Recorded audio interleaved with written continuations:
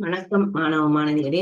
காப்போத்தா சாதாரணதர மாணவர்களுக்கான வரலாறு பகுதி 2ல நாங்கள் இன்னைக்கு அந்த நேற்றைய வீடியோவினுடைய தொடர்ச்சி தான். அந்த அலகு 10ல எதிர்பார்க்கிய அலகுகள். நீங்க எல்லா அலகுகளும் படிக்கணும். ஆனா இதுல நான் எதிர்பார்க்கிய அலகுகள் கொஞ்சத்தை தெரிவு செய்திருக்கிறேன். அலகு 1, அலகு 2, அலகு 4, அலகு 5, அலகு 8. அப்ப இன்னைக்கு நாங்கள் பார்ப்போம் சொன்னா இந்த வினாக்கள். இன்றைக்கு நான் எடுத்திருக்கிற வினாக்கள் அலகு 5 தொடர்பானது, அலகு 2 தொடர்பானது வினாக்கள். அதுல அப்படி அப்படி எல்லாம் இதுல வினாக்கள் அந்த அலகுகள்ல கேட்கப்படலாம் என்பதற்கான ஒரு வகுப்பு தான். நீங்கள் இந்த சேனலுக்கு புதிதென்று சொன்னா லைக் பண்ணி ஷேர் பண்ணி மறக்காம சப்ஸ்கிரைப் பண்ணுங்க. வாங்க இன்றைய வீடியோக்குள்ள போவோம். அப்ப இதுல நான் முதலாவது பார்ப்போம் என்னன்னு சொன்னா, இது அலகு 5ல் எடுக்கப்பட்டது. இலங்கையினுடைய புராதன விஞ்ஞானமும் தொழில்நுட்பவியலும். இது கடந்த வருடம் பரீட்சைக்கு பெறாதபடியால இந்த அலகு 5ல இந்த வருடம் எதிர்பார்க்கலாம். அதாவது குளக்கட்டு தொடர்பானவை, குளத்தின் கூறுகள் தொடர்பான விடயங்களுக்கு இதுல கூட முக்கியத்துவம் கொடுக்கப்படலாம். அப்ப அந்த வகையில இன்றைக்கு நான் இந்த வினாவை எடுத்தேன்னு சொன்னால், முதலாவது இதுல ஏபிசி ஆகிய புராதன நிர்வாக மையங்கள் எந்த ஆற்று பள்ளத்தாக்குகளை அண்மித்து அமைந்திருந்தது என்பதனை அடைப்பு குறிக்குள் தரப்பட்டுள்ளவற்றிலிருந்து தெரிவு செய்து தொடர் ஒழுங்கில் எழுதுக. அப்ப இதுல ஏபிசி என்று தந்திருக்கணும். ஆனா இந்த நிர்வாக மையங்கள் எந்தெந்த ஆற்று பள்ளத்தாக்குகளை அண்மித்து அமைந்திருக்கின்றது. அப்ப இதுல கொஞ்சம் நதிகள் தந்திருக்கிறேன். கலாஓயா, கிருந்தியோயா, மகாவலி கங்கை, அதே போல வளவகங்கை, மல்வத்தோயா, அதே போல கல்லோயா சொல்லி தந்திருக்கிறான். அப்ப உங்களுக்கு தெரியும், இதுல இதுகளுக்கு பழைய பெயர்கள் எல்லாம் தெரியும். கலாஓயா கோண நதி என்று சொல்லி சொல்றான். அதே போல இப்ப இதுல மகாவலி கங்கை மகாபாலுகா நதி, வளவகங்கை வனவாகினி நதி, மல்வத்தோயா கதம்ப நதி அருவியாறுன்னு சொல்றான். அதே போல கல் ஓயா அதாவது கால்க நதி என்று சொல்லி சொல்றான். அத மாதிரி நாங்கள் அந்த கனகராயன் ஆறு என்று சொல்லி ஒரு நதி பார்த்து நாங்கள் இந்த இலங்கை படத்துல குடிக்கிறது, அதான் கம்பீர நதி என்று சொல்ற. கனகராயன் ஆற கம்பீர நதி என்று, அதுவும் அப்படி கம்பீர நதி என்று சொன்னா அது கனகராயன் ஆறு தான். அப்ப இங்க நாங்கள் பார்ப்போம். இப்ப இதுல இந்த நிர்வாக மையங்கள் எந்த ஆற்று பள்ளத்தாக்கை அண்மித்து அமைந்திருக்குது. இப்ப எங்களுக்கு தெரியும் அன்றதபுரம் என்று சொன்னால் அது எங்களுக்கு தெரியும். இதுல மல்வத்தோயாவுக்கு அண்மையிலே அமைந்திருக்கிற ஆற்று பள்ளத்தாக்க வைத்துத்தான் இது அமைந்திருக்கின்றது. அப்ப நாங்கள் இப்ப இதுல பார்த்தோம்னு சொன்னால் விட இதுல தந்திருக்கிறேன் நான் உங்களுக்கு. ஏ அன்றதபுரம் மல்வத்து ஓயாவை அண்மித்து அமைந்திருக்கின்றது. அதே போல பிய பார்ப்போம் புலனறுவை. அப்ப அது எந்த ஆற்று பள்ளத்தாக்கு கண்மையில அமைந்திருக்கின்றா தெரியும், மகாவலி கங்கை. அதே போல மாகம என்ற இடம் எந்த ஆற்று பள்ளத்தாக்கு கரியில அமைந்திருக்குன்னு சொன்னால், அதாவது நாங்கள் கிருந்தி யோயா இதுல போட்டிருக்கு. பி மகாவலி கங்கை, சி கிருந்தி யோயாவுக்கு பக்கத்துல தான் இந்த மாகம என்ற இடம் அமைந்திருக்கிறது, அந்த நிர்வாக மையம். அப்ப இப்படி கொஞ்சம் இடங்களை தந்துட்டு அது எந்த ஆற்று பள்ளத்தாக்களே அண்டி அமைந்திருக்கன்னு கேட்கலாம். இப்ப உதாரணமாக கல்யாணி குடியிருப்பு, அது எந்த நதிக்கு கிட்ட அமைந்திருக்கன்னு சொன்னால் கழனி அங்கைக்கு கிட்ட. அத மாதிரி தீகவாவி குடியிருப்பு, அது எந்த நதிக்கு கிட்ட அமைந்திருக்குன்னு சொன்னால் அதாவது கல்லோயாவுக்கு கிட்ட. கல்லோயா என்று சொல்லி நாங்க படிச்சிருந்தாங்க இந்த குறித்து, நாங்கள் இலங்கை படத்துல கல்லோயா கிட்ட தான் தீகவாவி குடியிருப்பு. அப்ப இப்படி சில இடங்களை தந்துட்டு உங்களை எந்தெந்த ஆற்று பள்ளத்தாக்களுக்கு இடையிலே அமைந்திருக்குன்னு சொல்லி கேட்கலாம். ஆனா அப்படி சொற்கள் தருவார்கள். அப்ப இந்த 3க்கும் 3 புள்ளிகள். அடுத்தது 2வது, அன்றதபுரத்திற்கு நீரை வழங்குவதற்கு நிர்மாணிக்கப்பட்டதாக கருதப்படுகின்ற 2 வாவிகளை பெயரிடுக. அப்ப இதுல 2 கூற்றுகள் தந்திருக்கிறோம். அதாவது ஏபி என்று சொல்லி, அப்ப இந்த ஏபி என்றதுல தந்திருக்கிறோம். அதாவது அன்றதபுர நகரத்திற்கு நீரை வழங்குவதற்கு நிர்மாணிக்கப்பட்டதாக கருதப்படுகின்ற 2 வாவிகள்.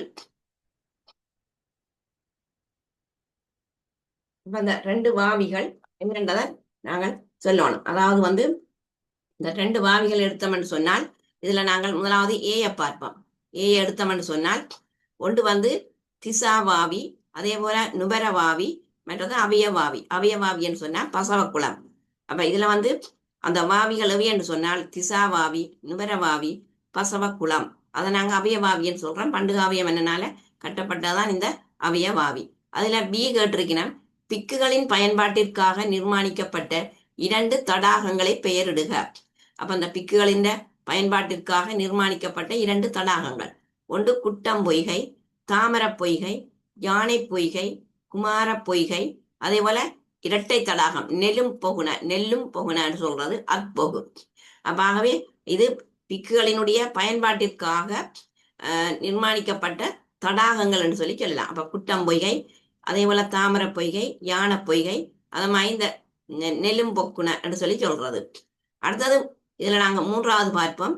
வரலாற்று காலத்தில் பாரிய அளவிலான நீர்ப்பாசன திட்டங்களை அமைப்பதற்கான தேவை ஏற்பட்டதற்கான காரணத்தை 2 காரணிகள் ஊடாக தெளிவுபடுத்துக.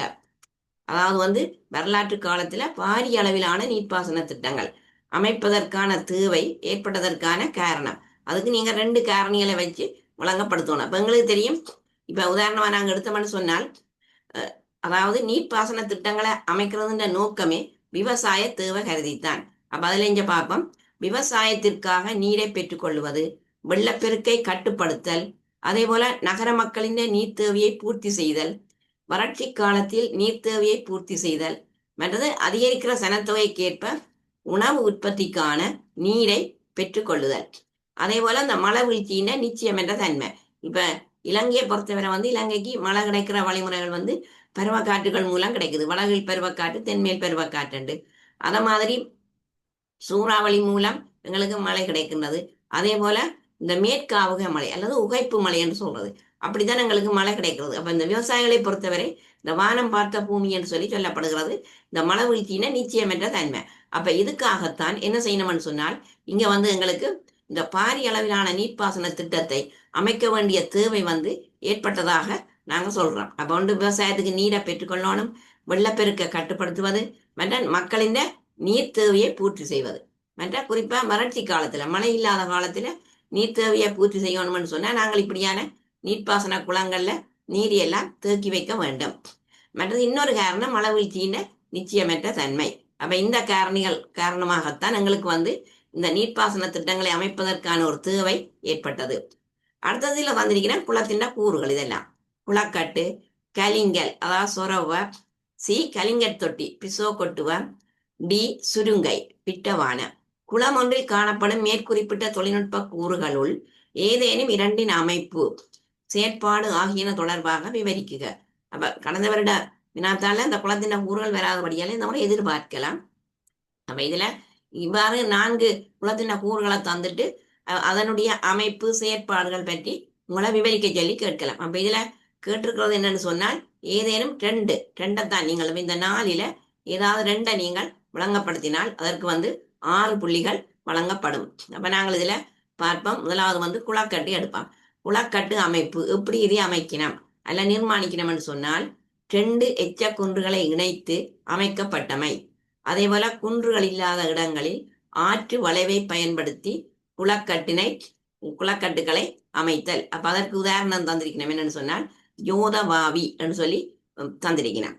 அத மாதிரி சரள, களிமண், மற்ற மண், வெண்களி ஆகியவற்றை ஓர் அடுக்கின் மேல் இன்னொரு அடுக்காக இட்டு நன்கு அழுத்தித்தான் இந்த குளக்கட்டு அமைக்கப்பட்டது. அப்ப சில இடங்கள்ல குளக்கட்டை அமைப்பதற்கு பாறை தொடர்களை தெரிவு செய்தல். உதாரணம் சொரபொர வாவி. அப்ப அதுக்கு அந்த பாறை தொடரை வச்சுதான் இந்த சொரபொர வாவியை அமைச்சிருக்கணும். அப்ப அந்த வாவிக்கு குளக்கட்டை எப்படி அமைச்சவேன்னு சொன்னா இந்த பாறை தொடரை தெரிவு செய்திருக்கணும். அப்ப இது குளக்கட்டின் அமைப்பு. அடுத்தது வி கலிங்கல் அமைப்பு. 2வது விசாலமான கற்பாறைகளை பயன்படுத்தி குறிப்பிடத்தக்க உயரத்தில் அமைக்கப்பட்டிருத்தல். அதுலயும் பெரிய குளங்கள்ல ஈரக்கலிங்கல், உயர்கலிங்கல் என்பன காணப்படும். அப்ப அதுல செயற்பாடு என்னன்னு சொன்னா, பிரதான கால்வாய்களுக்கு நீரை திறந்து விடுவது. அப்ப பிரதான கால்வாய்கள் இப்ப உதாரணமாக எங்களுக்கு தெரியும், கால்வாய்கள் நிறைய இருக்கு. இலகர கால்வாய், யோத கால்வாய் என்றெல்லாம் நீங்க கேள்விப்பட்டிருக்க. இந்த பிரதான கால்வாய்களுக்கு நீரை திறந்து விடுவது, குளத்தில் இருக்கிற சேற்றை வெளியேற்ற பயன்படுத்தப்படும் அந்த ஈரக்கலிங்கல், குளத்தின் நீர்மட்டம் குறையும் காலத்தில் கால்வாய்களின் ஊடாக நீரை வரவழைத்தல். அப்ப இவ்வாறு கலிங்கல் அமைப்பினுடைய ஒரு செயற்பாடு இதுல தரப்பட்டிருக்கின்றது. அதே போல கலிங்கல் தொட்டி அமைப்பு, அதை நாங்க எடுத்தோம்னு சொன்னா, அதாவது கருங்கல்லை பயன்படுத்தி சதுர வடிவில் அமைக்கப்பட்டிருத்தல் அல்லது வட்ட வடிவத்திலே அமைக்கப்பட்டிருத்தல், அது கலிங்கல் தொட்டி. அப்ப அதுன்ற செயற்பாடு என்ன? கலிங்கல் தொட்டியின் செயற்பாடு குளத்து நீரை கால்வாய்க்கு திறந்து விடும் போது ஏற்படும் அமுக்கத்தை குறைத்து நீரை துறைந்து விடுவது. அப்ப ஆகவே இந்த கலிங்கல் தொட்டியின் அமைப்பை சொல்லி அதுன்ற செயற்பாடு என்ன, கலிங்கல் தொட்டியின் செயற்பாடு என்னன்னு சொன்னா, குளத்து நீரை கால்வாய்க்கு திறந்து விடுகிற போது ஏற்படுகிற அமுக்கத்தை குறைத்து நீரை திறந்து விடுவது. அப்போ உமண்டுக்கு நீங்க எழுதியக்க அமைப்பையும் சொல்லணும், அதன் செயற்பாட்டையும் சொல்லணும்.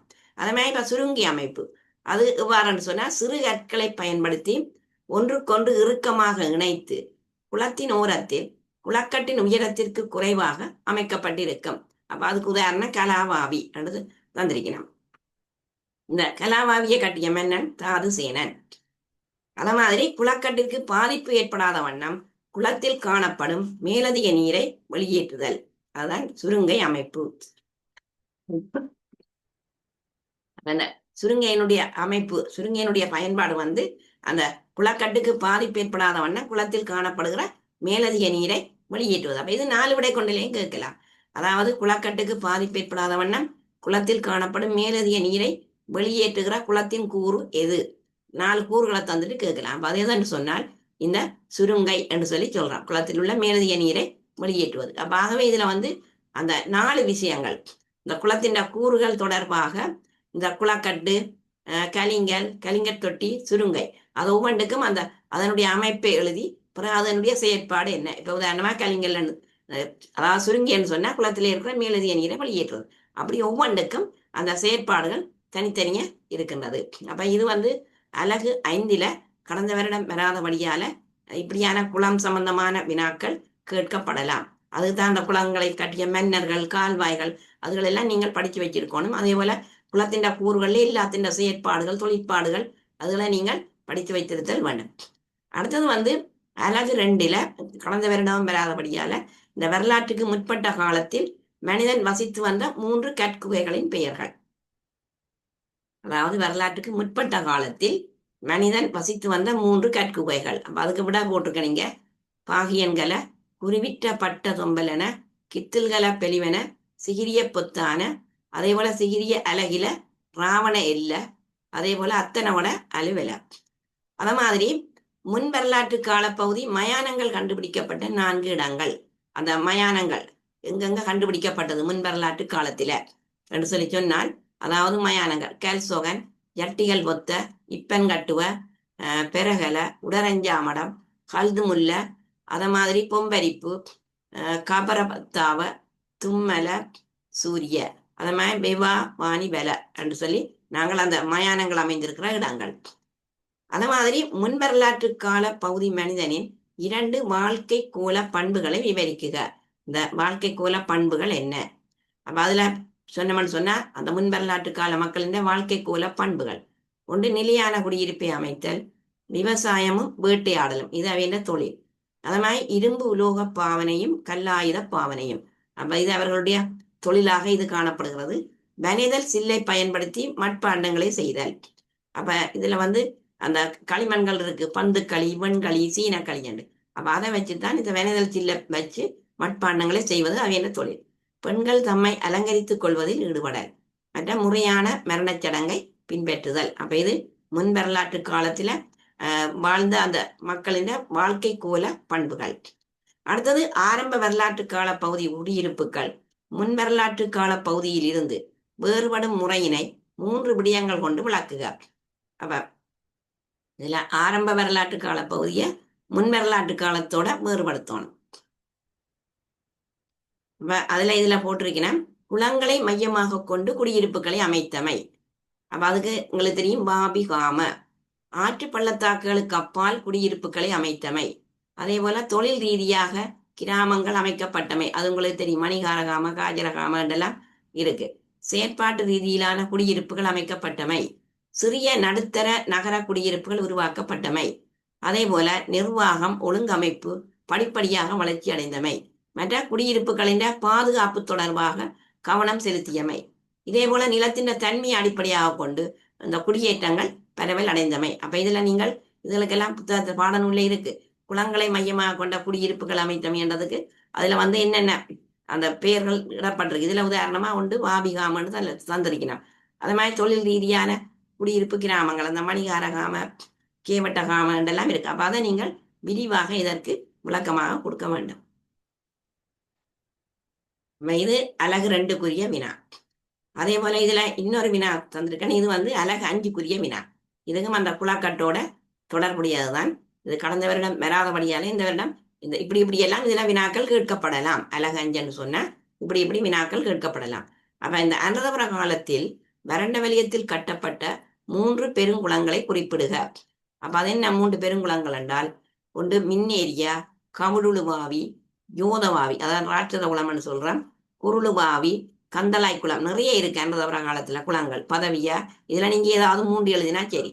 கலாவாவி, மகாவிலாச்சிய, நாச்சதுவாவி, மகா கணதரவாவி, மானா கட்டிய, மகாகல் கடவுள. இது ஒரு இலங்கை படத்துல இவ்வளவு குளம்னு நான் தந்திருக்கிறேன் உங்களுக்கு குறிச்சு. அப்ப அதுகளையும் நீங்கள் இலங்கை படத்துல இந்த குளங்களை எல்லாம் பார்க்கலாம் நீங்கள். அப்ப நிறைய குளங்கள் அனந்தபுர காலத்தில் அமைக்கப்பட்டிருக்கின்றது. ஆனா எங்களுக்கு 3 பெருங்குளங்கள்லாம் கேட்டிருக்கணும். அடுத்த வறண்ட வலயத்தில் பெருங்குளங்களை அமைத்ததற்கான 2 காரணங்களை குறிப்பிடுக. இப்ப வறண்ட வலயத்துல இந்த பெருங்குளங்களை அமைத்ததற்கு என்ன காரணம்? எங்களுக்கு அங்க மிக முக்கியமானது வந்து அந்த விவசாயம் தான் பிரதானம். அதாவது இதுல போட்டிருக்கு, விவசாய நடவடிக்கையை வெற்றிகரமாக மேற்கொள்ளணும், வெள்ளப்பெருக்க கட்டுப்படுத்துவது, அது மாதிரி நகர மக்களின் நீர் தேவையை நிறைவு செய்வது, வறட்சி காலத்தில் நீர் தேவையை பூர்த்தி செய்வது, மற்ற அதிகரிக்கிற சனத்தொகைக்கேற்ப உணவு உற்பத்திக்கான நீரை பெற்றுக்கொள்வது, மற்ற மழை நீரை சேமித்து வைக்கிறது. அப்ப விவசாயத்துக்காக இந்த மழை நீரை எல்லாம் முறையாக சேமித்து வைத்தால் அங்க வந்து விவசாயத்தை செய்யக்கூடியதாக இருக்கும். அடுத்தது இதுல குளத்தின் முக்கிய பிரிவுகள்: அலதாங்கி, கலிங்கல் தொட்டி, மடக்கதவு, இதென்ற செயற்பாடுகளை ஒழுங்குமுறையில விளக்கு. அப்ப அநேகமா இந்த கேள்விகளை நாங்க பார்த்தோம்னு சொன்னால், இப்ப நாங்க இதுக்கு முதல் பார்த்த கேள்விக்கும் இந்த கேள்விகளுக்கும் தொடர்பு இருக்கு. இப்ப கேள்விகள் வந்து கிட்டத்தட்ட இதே மாதிரிதான் எடுக்கப்படும். இது கடந்த வருடம் வராதபடியான நான் எதிர்பார்க்கிறேன். குளத்தின் கூறுகள் தொடர்பாக, இந்த குளங்கள் சம்பந்தமாக, மன்னர்கள் சம்பந்தமாக இந்த கேள்விகள் வரலாம். அப்ப நான் இப்ப முதல் சொன்ன கேள்விக்கும் இந்த வினாவுக்கும் இடையில ஒரு தொடர்பு இருக்கு. அப்ப இவ்வாறுதான் அந்த வினாக்களுக்கு இடையில வந்து இந்த பரீட்சை வினாத்தாள் வினாக்களை கேட்க ஏதோ ஒரு வகையில கடந்த கால பேப்பர்களோட தொடர்புடையதாகத்தான் இந்த வினாக்கள் கேட்கப்படுகிறது. அப்ப இதுலயும் அந்த குளத்தின முக்கிய பிரிவுகள் இதுக்கு முதல் பார்த்தனாங்க, அலைதாங்கி, கலிங்கல் தொட்டி, மடைக்கதவண்டு. அப்ப அதை திரும்ப இதுல ஒழுங்குமுறையில எல்லாத்துக்கும் நான் விட போட்டிருக்கிறேன். இதுல பாத்தீங்கன்னா அலைதாங்கி, காற்றலைகளால் குளக்கட்டு அரிப்படையாமல் பாதுகாத்தல், இது அதனுடைய செயற்பாடு அலைதாங்கி. அது மாதிரி கலிங்கல் தொட்டின செயற்பாடு, குளத்து நீரை கால்வாய்க்கு திறந்து விடும் போது ஏற்படும் அமுக்கத்தை குறைத்து நீரை திறந்து விடுவது, இது கலிங்கல் தொட்டின செயற்பாடு. மடக்கதவு, பிரதான கால்வாய்க்கு நீரை திறந்து விடுவது. அதே போல குளத்திலே இருக்கிற சேற்றை வெளியேற்ற பயன்படுத்தப்படும், அது வந்து அந்த ஈரக்கலிங்கல். குளத்திலே இருக்கிற சேற்றை வெளியேற்ற பயன்படுத்தப்படுவது இந்த மடக்கதவு தான். அப்ப இப்படி ஒரு கூற்றை பகுதி ஒன்றுல தந்துட்டு இங்கால அந்த கூறுகளை கேட்கலாம். இப்ப உதாரணமாக, காற்றலைகளால் குளக்கட்டு அரிப்படையாமல் பாதுகாத்தல், இது குளத்தின் கூறுல இந்த செயற்பாட்டுக்குள்ள பொருந்தும். அப்ப இதுல குளத்தின் கூறுகளை ஒரு 5-6 தந்துட்டு கேட்டால் அதுக்கு விட வந்து இந்த அலைதாங்கி. அப்ப உங்களுக்கு 2 விதமாக இது பரீட்சை பயன்படும். பகுதி 1க்கும் பயன்படும், பகுதி 2க்கும் இது பயன்படும். அப்ப இது வந்து அலகு 5ல அலகு 2லையும் இவ்வாறு வினாக்கள் வந்து இந்த படிக்கிற அலகுகள்ல இப்படி எல்லாம் கேள்வி வருமன்றதுக்கு நான் இந்த உதாரணத்தை உங்களுக்கு வினாத்தாள்ல இருந்து கடந்த கால பாஸ் பேப்பர்ல இருந்து அதெல்லாம் எடுத்து போட்டிருக்கிறேன். இப்ப நீங்கள் இந்த வினாக்களையும் விடைகளையும் பரீட்சைக்கு இலகுவாக படிப்பதற்கு இது மிகவும் உதவியாக இருக்கும். இவ்வாறான வினாக்களை செய்து நீங்கள் பயிற்சி பெறுங்கள். இதே போல நான் இந்த ஏனைய அலகுலையும் நான் செய்வேன். அலகு 8, அதே போல தரம் 11ல அலகு 2, அலகு 6 யாப்புகள்ல இந்த முறை வரலாம். அப்ப அதுல நான் யாப்புகள் தொடர்பாகவும் கொஞ்சம் கேள்விகள் உங்களுக்கு இதுல வினாவிடிகளோட தருவேன். இந்த வீடியோ உங்களுக்கு பிடித்திருந்தா லைக் பண்ணி ஷேர் பண்ணி மறக்காம சப்ஸ்கிரைப் பண்ணுங்க. நன்றி.